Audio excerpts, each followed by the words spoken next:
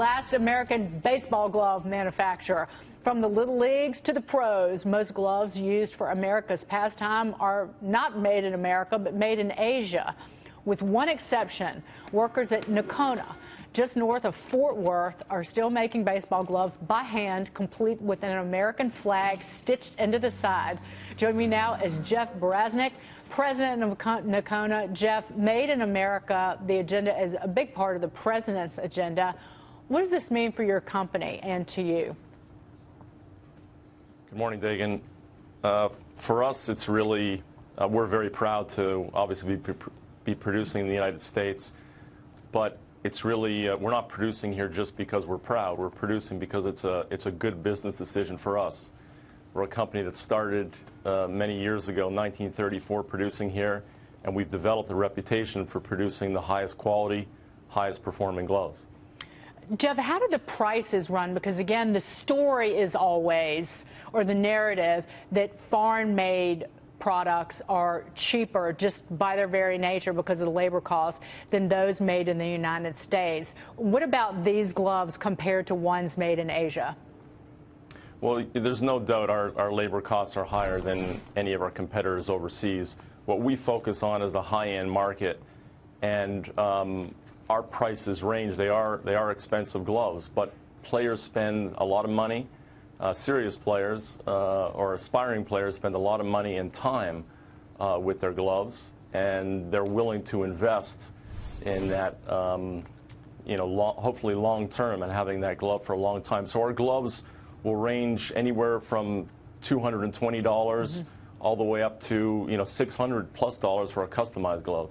Jeff, I got caught on camera doing this, and I think anybody who's ever played baseball, I played softball when I was in high school.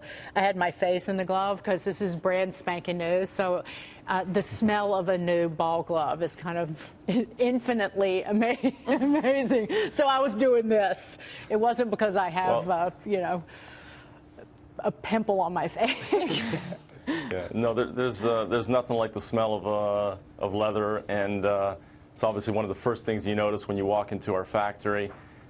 We have people that come from all over the country to see how ball gloves are made, and that's one of the unique things we can do, being American-made. Not only do we provide what we feel is the best product, but after a player uses that glove for a while, they can send it back to us, and we can recondition it, relace it, repad it, just give it some love. So we have not only that unique part of it, but we have people, like I say, that come from all over the country to see how ball gloves are made, and that smell of leather is definitely something that you notice when you walk into the factory. Jeff, it's Kevin Kelly, and I think getting a new ball glove is what was one of my favorite things of all time when I was growing up. And what I had to do, so this is twofold for you. I had to put the baseball in here. I had to have some oil glove, put the belt around it, let it sit overnight.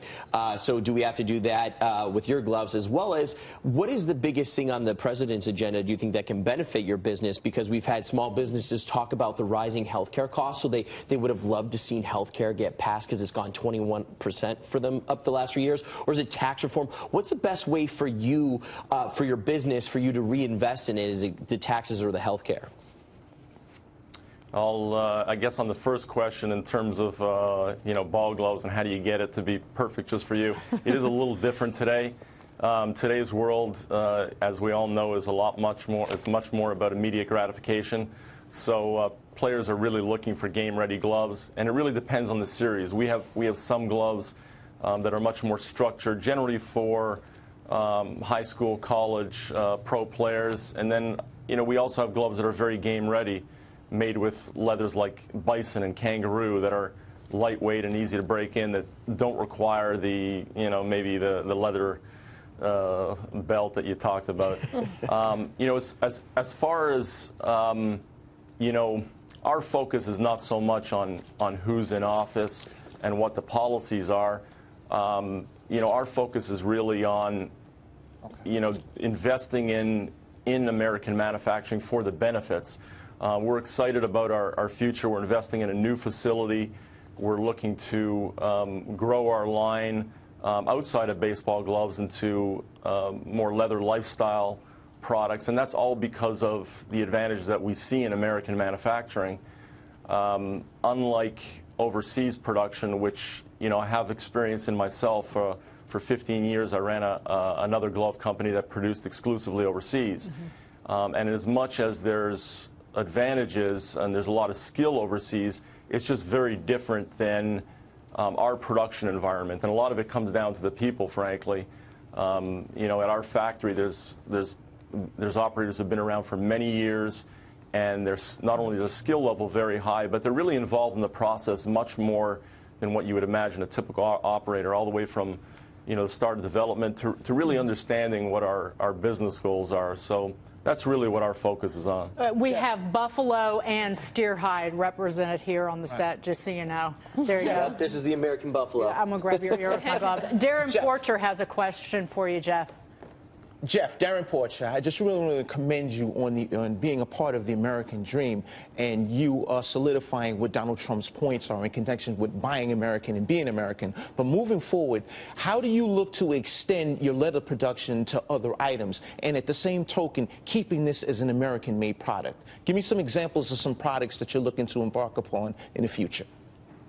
We launched this past spring a flip-flop line that was done with a collaboration with another Texas-based company called Hari Mari, using our ball glove leather. So that was the first introduction. We're working on a number of other leather accessory items, from leather baseball jackets to men's belts to women's handbags.